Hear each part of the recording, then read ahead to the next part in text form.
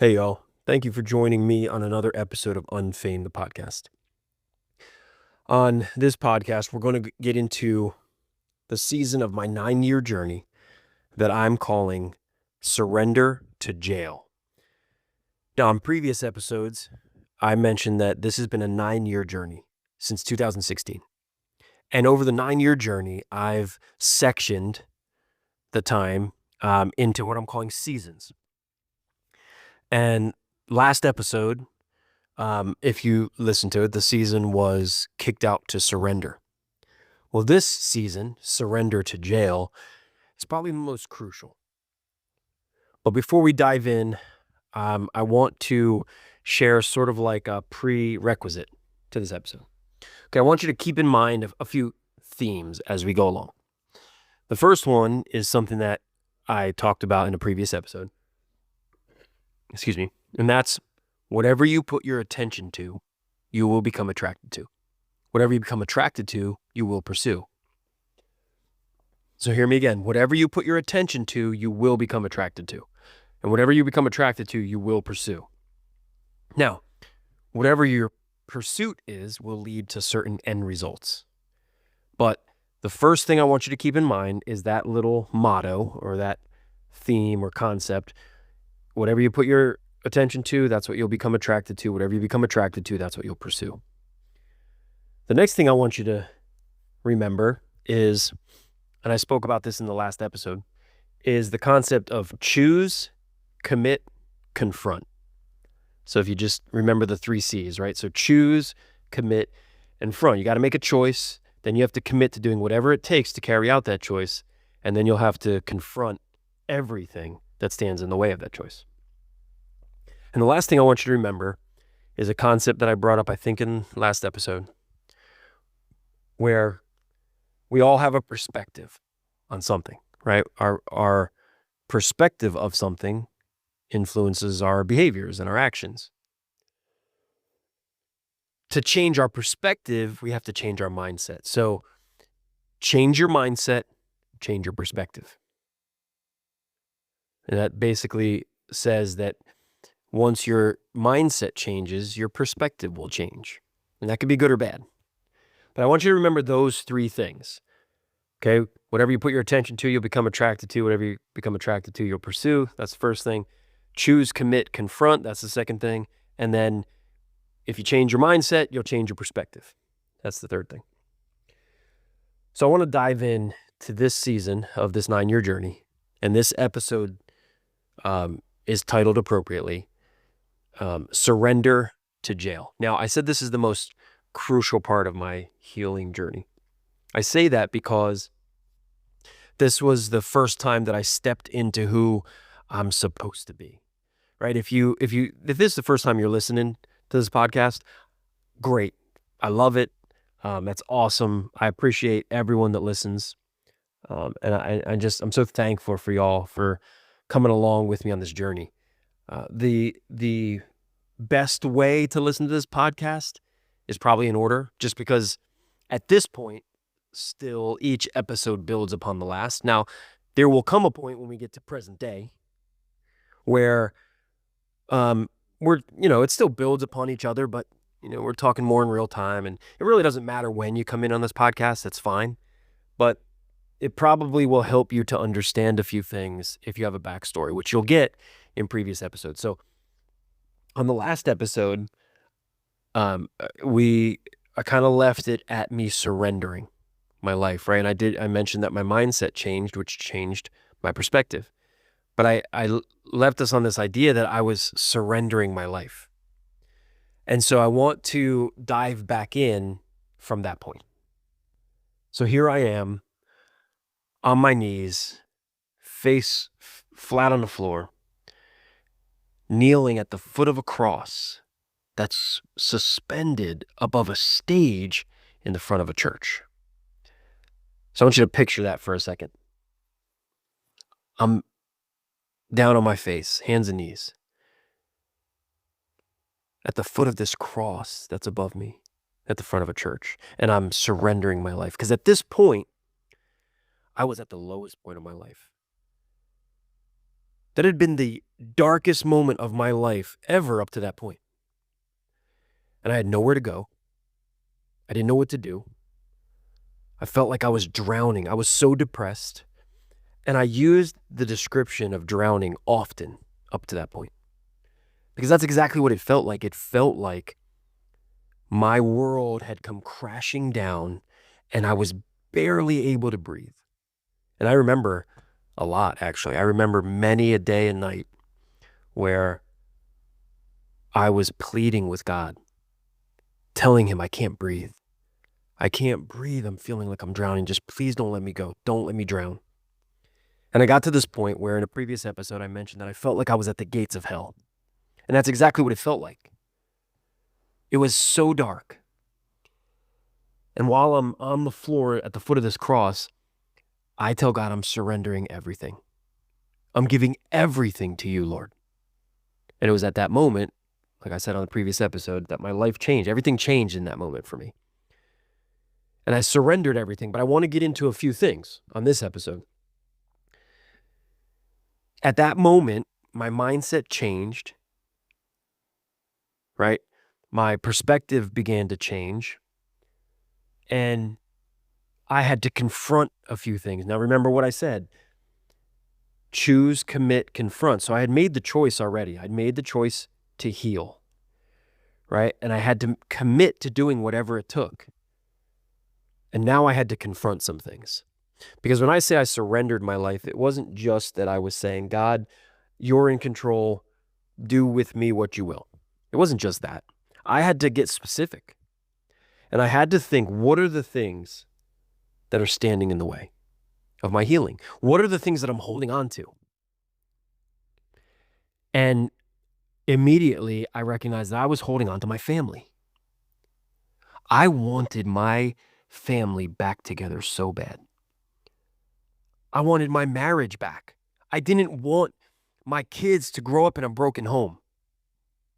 I know so many people say kids are resilient, they'll be okay. I get what they're trying to say, but they won't be okay. They're not broken and damaged for the rest of their life. I get it. But they'll never be okay because that kind of brokenness and trauma is not okay. Now, yeah, sure, they'll learn to figure it out. They'll learn to live in that brokenness. Adults will do the same thing.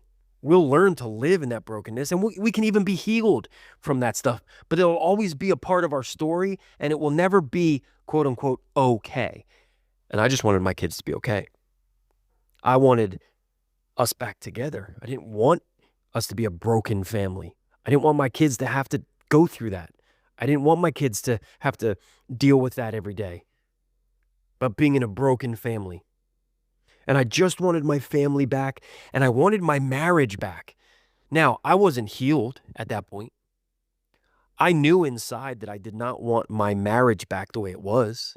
I knew that. I didn't want my family back the way it was. I just wanted us back together. I wanted us to be a family unit. I wanted us back together because I knew that I was willing to become the husband I'm supposed to be, the father I'm supposed to be, the man I'm supposed to be. And I knew we could figure it out. And I put all of my attention towards that. I put all of my attention towards, I can get my family back. And whatever you put your attention to, you become attracted to. So I became so attracted to getting my family back. And because of that, I pursued it. But it was broken, right? I wasn't healed. My ex-wife wasn't healed. We were still operating out of this brokenness. And so my pursuit wasn't a healthy pursuit, but I knew that I wanted my family back together, and that's what I was trying to get.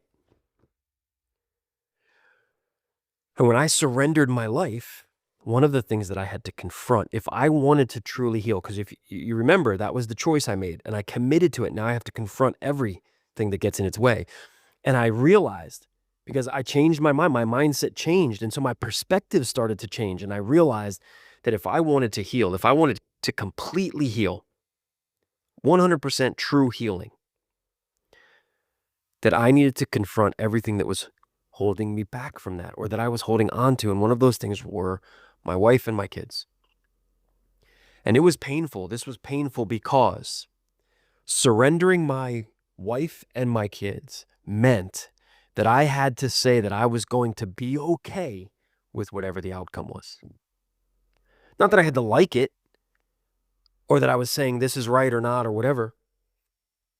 But when I surrendered my wife and kids to God and I said, God, they're yours. Your will be done, not mine. What I was telling him was, if you choose to never bring my family back together, if you never allow my ex-wife and I to reconcile, and we never are a family together again, your will be done and not mine. And I have to accept that. And that was painful because I didn't want to give it up. I felt in some weird, strange way that I still had control over it. Right? And so relinquishing that control was scary. But that's one of the very specific things that I had to surrender in that moment. Because I needed to heal. I had to go back to the choice I made and the commitment I made. And this is one of the things I had to confront, because I was holding on to it and it was holding me back from true healing. And I'll tell you what, when I did that, remember, I'd been changing my mindset and my perspective started to change. But once I did that, I started to view my wife and kids differently. It wasn't filtered through this idea of control and what I wanted. And yes, while it was still a slow process, I was still in the process of healing, and my world came crashing down and it was filled with depression. To this point, it was filled with depression. And it was rough and so much crap in my life that I had to sift through, and all of that was still there. It didn't just go away magically. And in the midst of all that, I started to view my ex-wife and my kids differently. And so that was one of the things that I had to surrender very, very specifically in that moment. I'll tell you about another thing that I had to surrender that was very specific. So I was stuck in this very dark place, and I had surrendered my life, and I started to surrender specific things, and so I could feel myself crawling out of this dark place. I was pulling myself out. And at the same time, I'm still stuck in this state of homelessness. And so I knew that something that was holding me back from healing was a job, right? And I say that because I didn't want to stay homeless. I didn't want to be homeless. I knew that I had to heal. And part of that meant I had to provide a place for myself first, and a place for my kids. Right? I had to provide a way that I could support me and my kids. And one very big cornerstone of that was having a place. And so the kind of person I am and the personality I have now, with the exception of this time in my life when my world was turned upside down, I've never been one to just sit and cry and whine and just kind of sulk in my depression, or in excuse me, in sucky circumstances, or I've never been somebody that just panics and overreacts, or I always just figure it out. And so I guess in that moment that kicked in, right? And I just had to figure it out. Now, the figuring out part was extremely difficult, and it was longer than I would have liked. But in my mind, my first course of action was I needed to figure out a way to make enough money that I could support me and my kids. Because at this point I was doing whatever, and I had some people here and there along the way. They would help a little bit here and there. And so I basically had some gas and food. But I knew obviously that wasn't good. So I needed to figure out a way that I could make enough money to support me and my kids. Well, over, the next period of time, or, and again, I'm leaving out details. And again, this podcast isn't story time with Jay. And if you want to talk about the details, if you want to discuss details, if you want to get into something deeper, if you have questions or whatever it is, I am more than willing to, and I would love to. If you want to do that, email me, unfeignedpodcast@gmail.com, unfeignedpodcast@gmail.com. But I'm going to speak a little bit in generalities here. So first thought was I need to make enough money to support me and my kids, right? So I had been up to this point, but now I really started to put all of my attention towards this. I really focused all of my attention to this because I knew if I put my attention to it, I would become attracted to it. I would become attracted to pulling myself out of homelessness, right? And then whatever I became attracted to, I would pursue. So I put all my attention to it. I became attracted to it. I started to pursue it. And now I was fervently looking for jobs. And there were some opportunities here and there. Some things fell through. Some things didn't work out.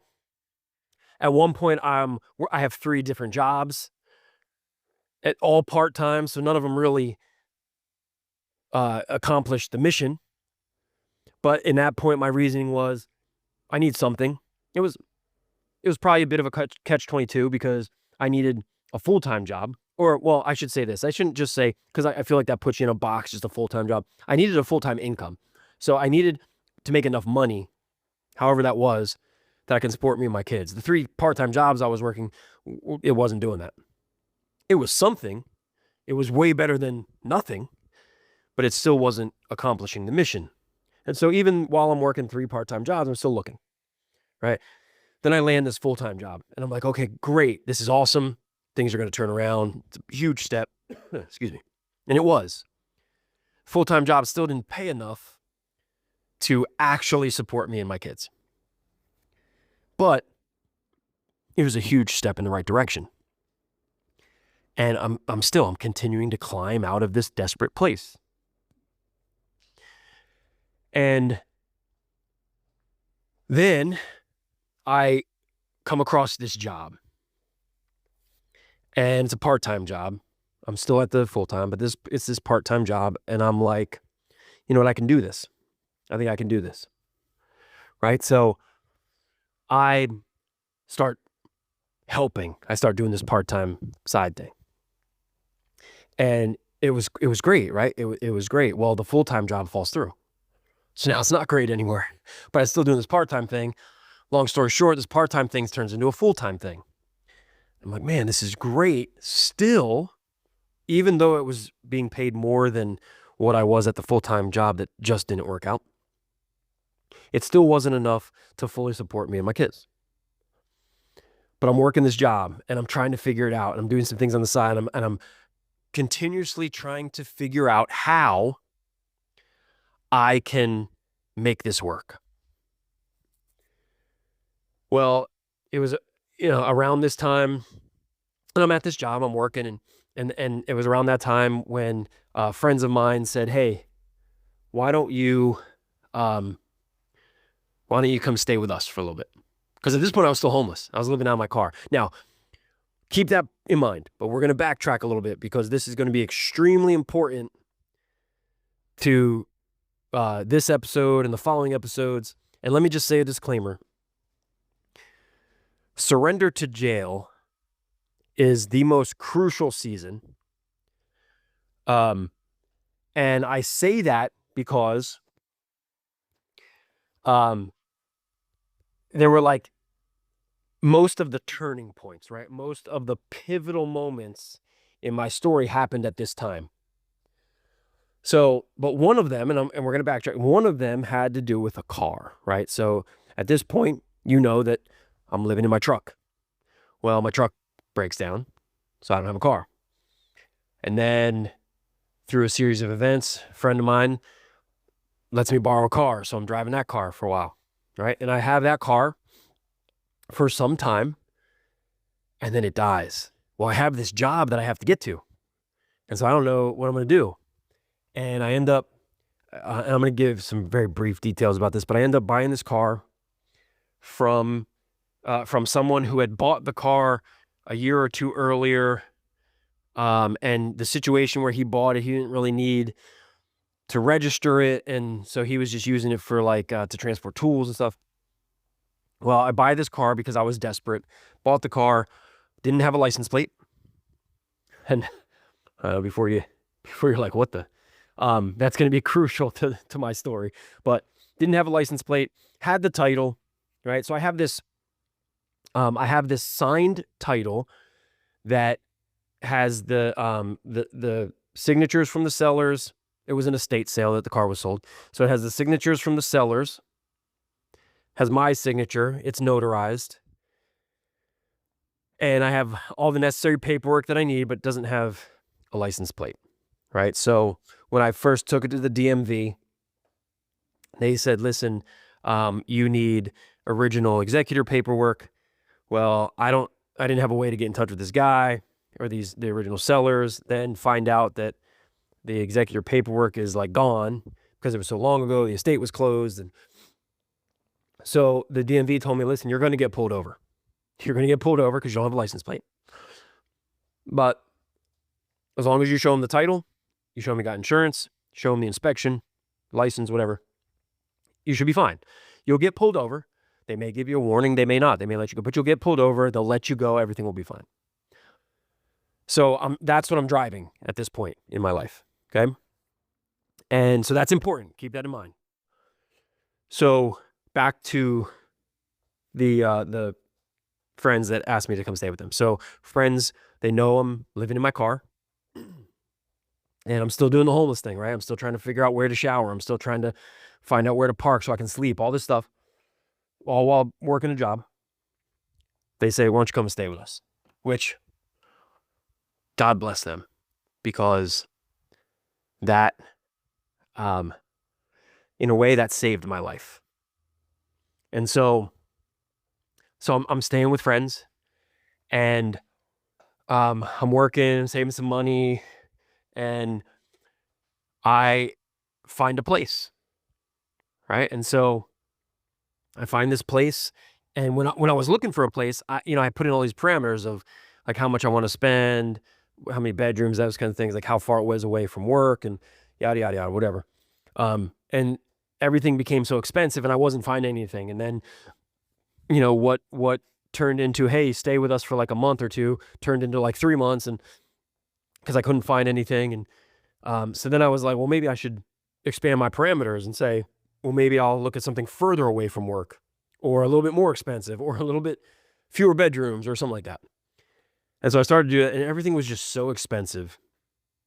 Well, long story, even longer, find a place, right? And so I move into this place, and so now I have my own place. I still have this busted car, right, with no license plate, but I have my place now, right? And so I'm pulling myself out of this homelessness, this depression, this dark, desperate place. The job I'm working out gives me a raise, right? So I get a raise at the job that I'm at. Now it's all good. I can fully support me and my kids, right? And I did that. Now, hear me when I say this. God did it. There were many things along the way that we're going to get into, but there are many things along the way that if not by God, it would have never happened. Only God could have pulled off some of the things that happened to me along the way up until getting this place, and even getting this place into, like, even now, but only God. There is no other explanation at all. There could not be any other explanation other than God. But I want to say something, because God was working, and he's always working. But I did that. I stepped into it. I did what I had to do. I made it happen. Now, God set it up, but I stepped into it. And I still had to do something. I still had to do my part. And I know God was going before me. I know that. I know he was doing things. I know he was working. He still is. He always is. But I wasn't just sitting there doing nothing. And I say that because that was the perception. Fortunately or unfortunately, that was the perception from people looking from the outside in. And everybody had their opinions. Everybody had something to say. Everybody thought they knew what was going on. And I get that. If you, and listen, it goes way back to my life motto: be curious, not judgmental. Be curious, not judgmental. That means ask questions, don't make assumptions. Unfortunately, most people all too often make assumptions, don't ever ask any questions. And so all that's going on, right? And the perception is that that I'm not doing anything because of what it looks like. Well, if I was doing something, I wouldn't be homeless. Well, that's wrong. That's the assumption you're making because in your head, you've created a scenario where that's true. And so this whole time, I'm doing work. I'm putting in work, and it's hard and it's painful. And because there may not be progress in certain areas like people thought there should be, then that must mean ... And unfortunately, people assumed a lot. But finally, I'm at a place. I get to this place where now I've accomplished the mission. I've realized the mission. I can support me and my kids. Don't get me wrong, it wasn't without challenges. And listen, even when I got to that place, there were still things that were like that happened over that time where I now had to pay back, or I was still feeling the ripple effect from those things. And so it wasn't without its challenges, but I got here, right?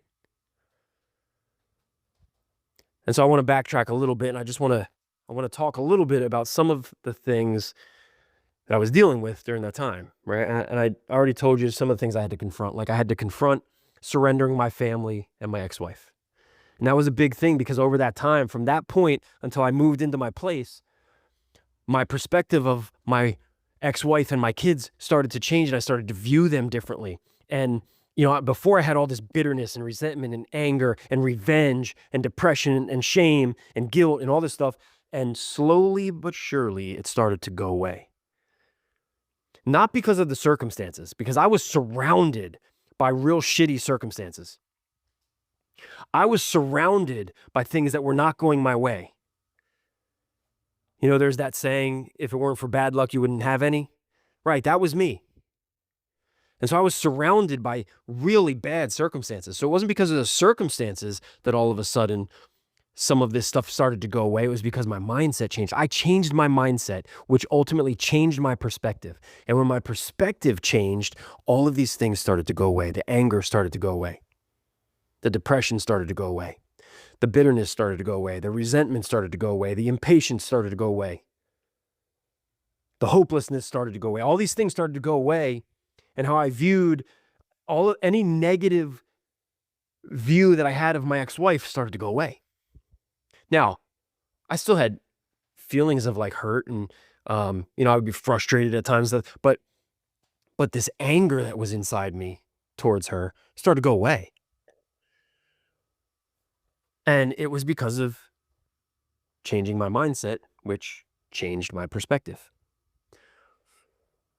But another thing that I had to confront was, I surrendered my life, right? I start going down this detailed list of surrendering things. And as I'm doing this, each time I surrender something else, right? As I climb out of this dark place even more and even more. And my perspective changes even more and even more.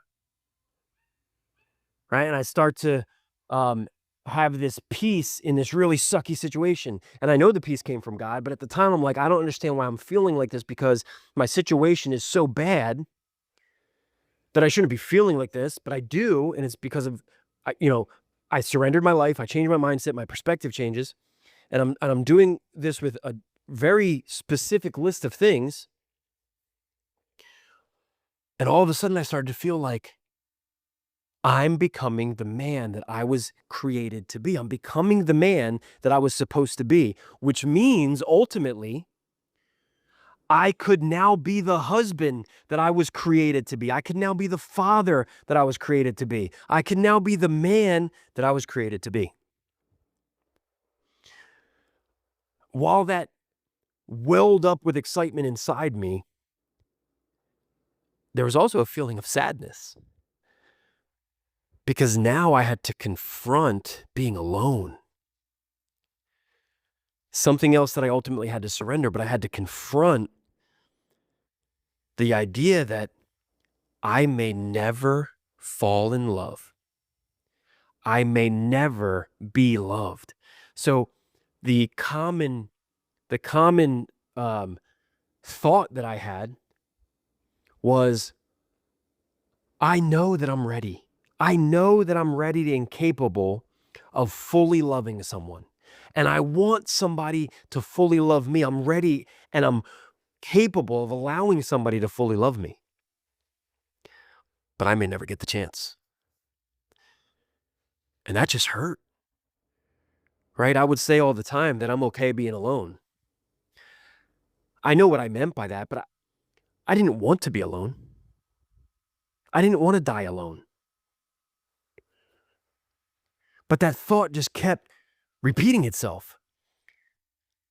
And I started to get really sad and I vented to God. Like, I'm like, God, why now? Like, I'm doing this now, and now I won't have the chance. I won't have the opportunity to fully love someone or to have them fully love me.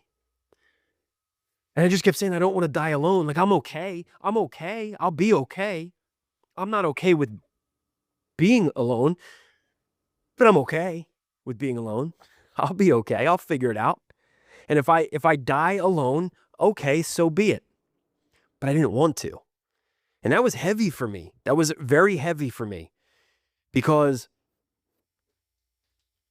I was faced and I had to confront with the idea that it was by my doing that I'm at this place now. That was heavy.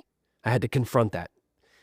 I also had to confront the idea that I may never experience love, like fully loving someone and being fully loved, and it was my fault. And so at the same time, I'm having all this joy and excitement because I'm finally becoming who I really am, who I truly am. And it looks very different than I ever was. And man, that's exciting. And I'm praising God for that. I'm so thankful. I love who I'm becoming. And at the same time, I'm like, I don't get to be this with anyone. And that was heavy, right? And so, like naturally, I'm like, okay, I'm okay with being, but it would be nice to do life with someone. It would be really nice to spend the rest of my life with someone. And so you check things out. You check out the online dating scene and, you figure out where you can meet people and things like that. But I'm just kind of bombarded with this idea that, I don't know, maybe that ship has sailed. Maybe that's not what God has for me. And so all of my attention went to that. My attention went to not wanting to die alone. Right. And as I put my attention to it, what happens? I become attracted to it. So now I'm becoming attracted to this idea of meeting someone because I won't be alone. I won't die alone. And as I put my attention to it, I become attracted to it. So that's what I pursued. I pursued this idea of meeting someone. But eventually and ultimately, I had to surrender that. I had to surrender this idea that I needed to be with someone. And not even needed to be, but I had to surrender my desire to be with someone. And I had to say, God, your will be done, not mine. And God, if you have me single for the rest of my life, if you have me die without ever fully loving someone or being fully loved, your will be done, not mine. And I accept that. And okay. And honestly, it wasn't until I surrendered that I had a peace about it. And I started to view dating differently. I started to view love differently. I started to view meeting someone differently. And it wasn't necessarily about the pursuit of it and me trying to find someone, because at that point I'm not trying to find someone. And so I just I left it to God. I surrendered that to God. That was something I had to confront for me in order for me to heal. In order for me to truly heal, I had to surrender that part, that aspect of my mind and my thinking in my life. And so I didn't pursue meeting someone. And I did a few times, right? There were a few, but after those, that was it. And I didn't pursue because I came to that point where in order for me to heal, I had to surrender that. And if God allowed me a second chance, if God allowed me another chance to be who I was supposed to be the man and the husband that he created me to be before, which I did not step into, if he gave me another chance, I am the person I'm supposed to be. I could be the husband I'm supposed to be. I could be the man I'm supposed to be. But I surrendered that to God. And if he doesn't give me that chance, that's what I said to him often. If you never give me that chance, okay, God, your will be done, but not mine. And so that became something that I had to surrender. Well, ultimately I had to surrender. And that was something that I had to confront in order for me. That you have to love yourself before you can love anyone else or be loved or whatever. It wasn't really a cliche with me. I don't like cliches. But I really did have to be okay with myself. There were many things that I had to accept, be okay with, love, whatever. Right? I had to heal. I had to be the best healed version of me first before I can give that to anyone else. And even before I can allow anybody else into that, I had to get there. I had to be there. And so those are a couple of things that I had to surrender on my way to complete healing. Now, again, complete healing won't take place till I'm in heaven. I get it. But in order for me to achieve healing, to pursue healing, to be healed from certain things, and to actually continue forward on my healing journey, I had to surrender these things, these very specific things. But it always went back to the choice I made. I had to make a choice. And then I had to remember the commitment to doing whatever it took. And that's hard. It was hard, man, because and then I had to confront things. But as I confronted them, I had to remember the commitment. And the commitment is what got me through the thinking of, well, man, if I surrender this, if I surrender this thing, I have to be okay with whatever the outcome is. I can't try to control the outcome. I can't say I give this up if ... No, I had to say I surrender this. And your will be done, God, but not mine. So whatever the outcome, if I die alone, that's the outcome. If you allow me a second chance, that's the outcome. If you never restore my marriage, that's the outcome. If you do, that's the outcome. And I had to be okay with whatever. And that's up to God. I had to leave that up to God. I had to surrender that to God. And that's scary because that's the commitment. The commitment is to do whatever it takes, but that's the cost. There's a cost to all of it. And I can't weigh the cost and then say, okay, yeah, no, I have to be willing to completely surrender. Full surrender, complete surrender. And whatever the outcome, that's God's will and not mine. And so those are a few things that I had to do in order to get there. So I don't think we're going to finish this season on this episode, the season of surrender to jail, because there's a lot that still goes into that, and I don't want to take too much more time, but I will say this. So from the time I fell on my knees in front of the cross and I surrendered my life, I started to surrender all these very specific things, and my mindset changed. I changed my mindset. My perspective changed. I made this choice. I made the commitment. I confronted things. I'm putting my attention to the right things, which means I'm becoming attracted to the right things, which means I'm pursuing the right things. All of this is happening over the next several months, right? All of this is happening. I still have this car with no license plate. And I've gotten pulled over, man, so many times. I don't have the car anymore. You'll find out why. But at this time when I had this car, I was getting pulled over a lot. That's extremely important to remember. But I was getting pulled over a lot, and every time I would get pulled over, they would stop me. I'd pull over. The police officers would come up to the car. They'd roll the window down, and I would say, "Is it because of the license plate?" They would say, "Yeah, what's going on?"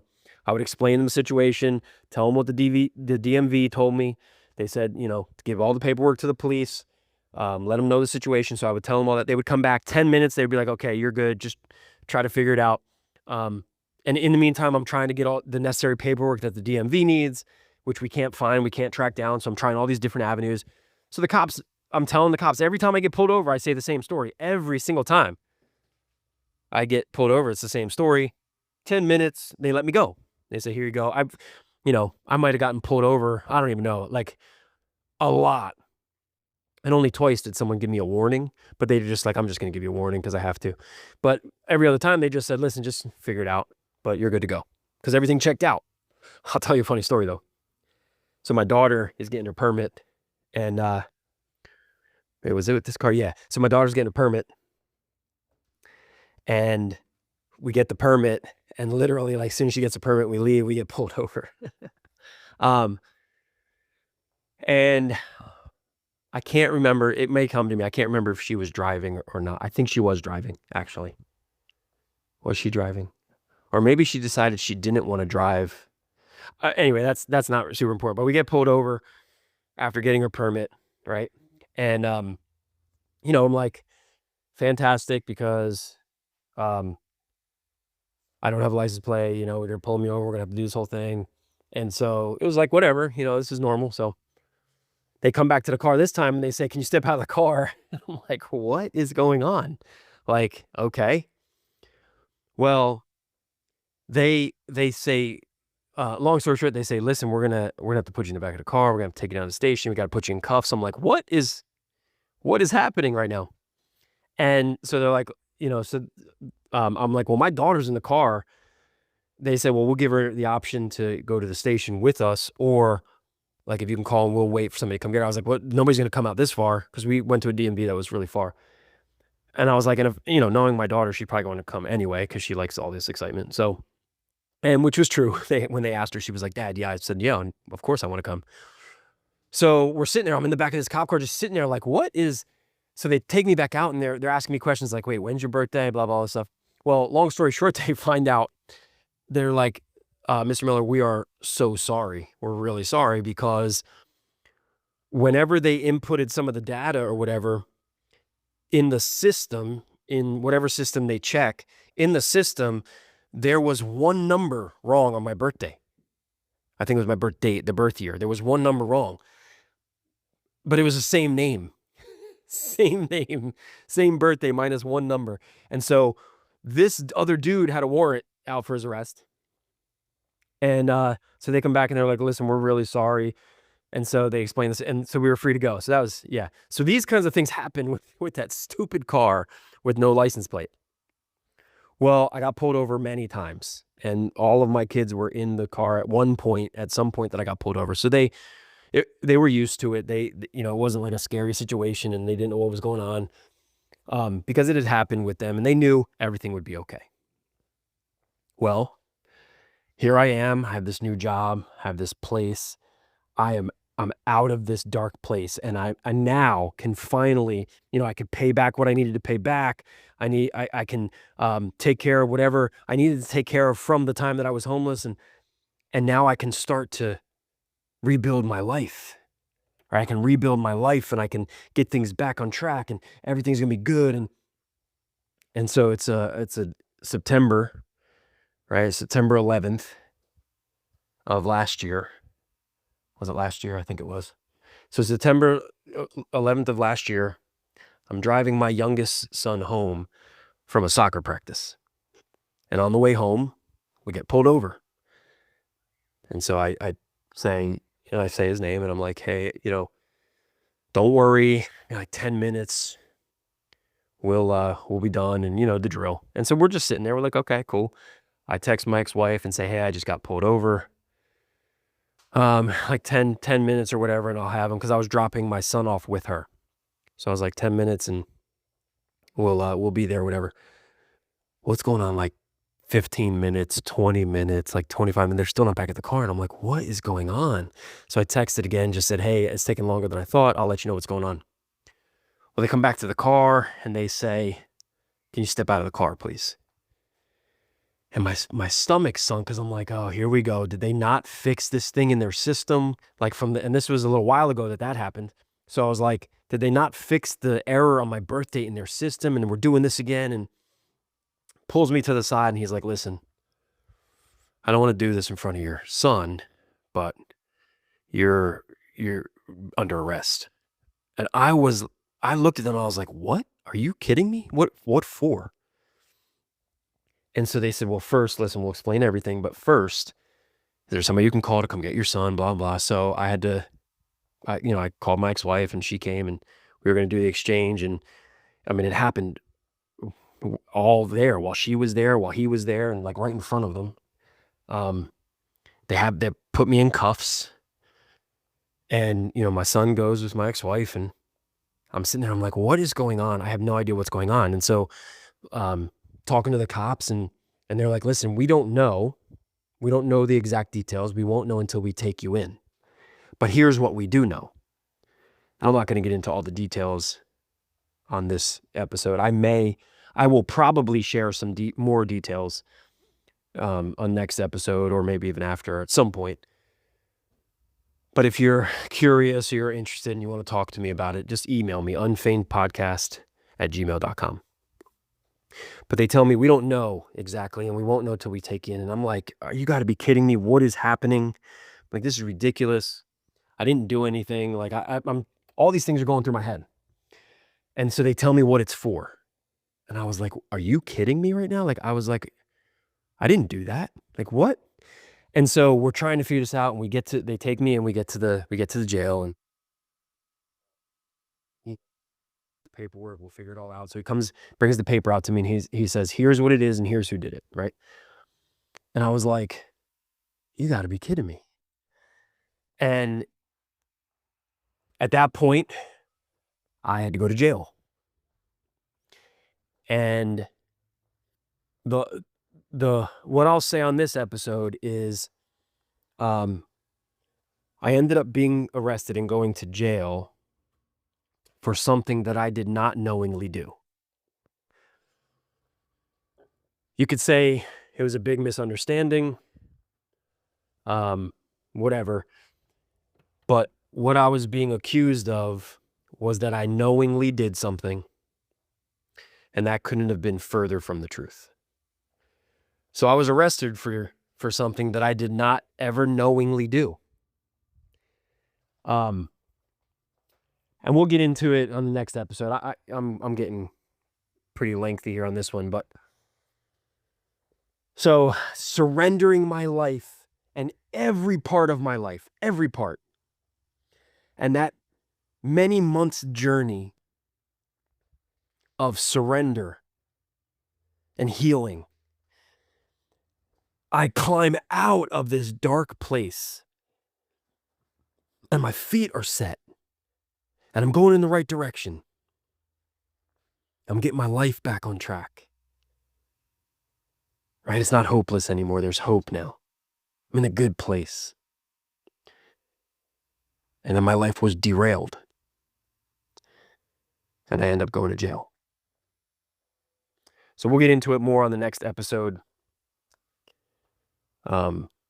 Like I said, I didn't think we'd finish this season of my 9-year journey on one episode. We may not even finish it next episode, definitely by the third one, but probably on the next one. But y'all, I want to say before I sign off, I want to say that I am so thankful and grateful for those of you that are listening and joining me on this journey, right? These first few episodes have been the story, right? The past story.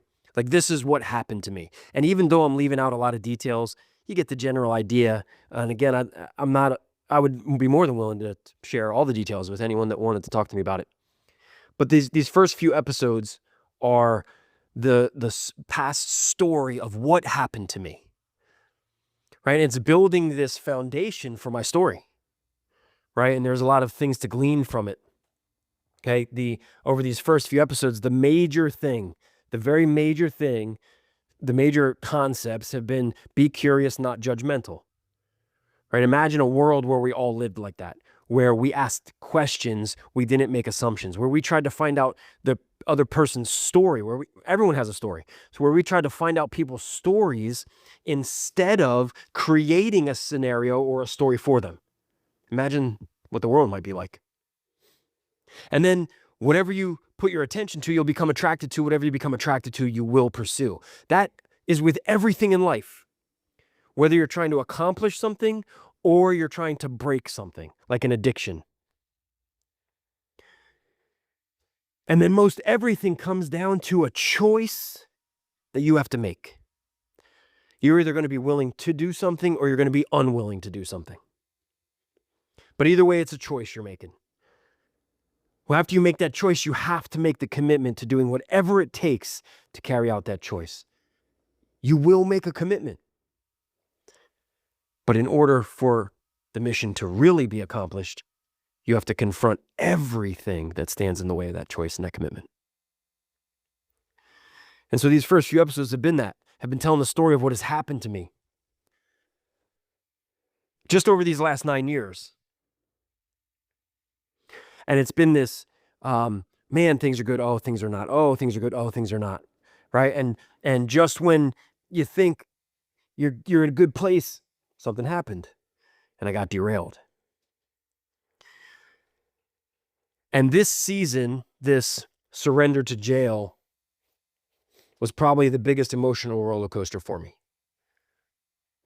But the next season, and again, we're not going to get to the next season probably until 2 more episodes. We'll finish up Surrender to Jail on the next episode, hopefully. But from jail to the present, that's everything that's going on, right? So that's going to be more real life. Real time.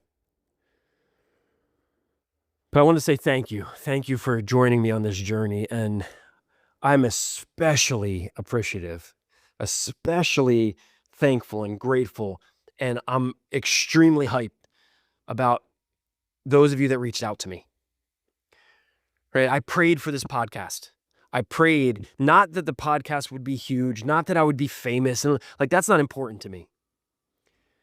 I prayed that this podcast would impact just one person.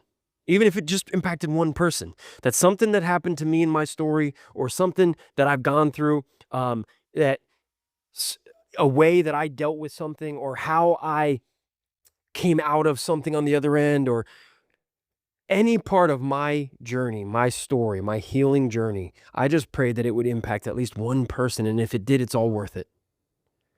Everything that I've gone through is all worth it if it helps one person. And those of you that have reached out to me and have shared thoughts and parts of your story, man, that's like fuel to me. I love it. I love it.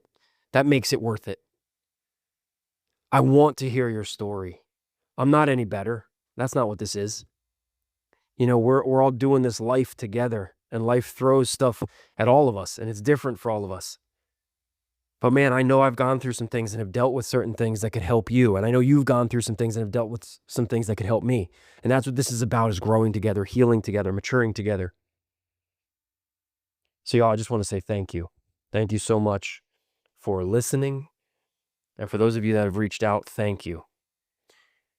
Please share this podcast with everyone that you know. And if you haven't reached out, I would love to hear your story. I would love to talk to you about the details of my story, whatever it is. I'd love to connect with you. So thank you all very much. Until next time, we'll see you there.